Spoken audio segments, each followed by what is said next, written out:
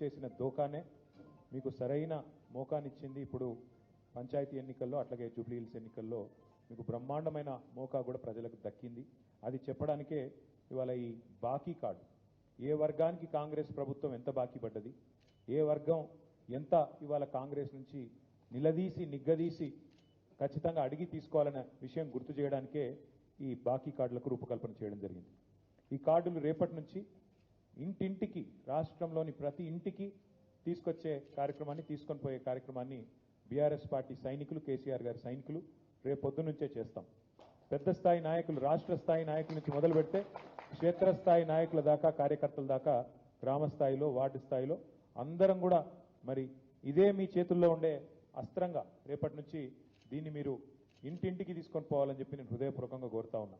ఎన్నికల్లో గెలవడం కోసం అడ్డగోలు హామీలు ఇచ్చి వాటిని 100 రోజుల్లో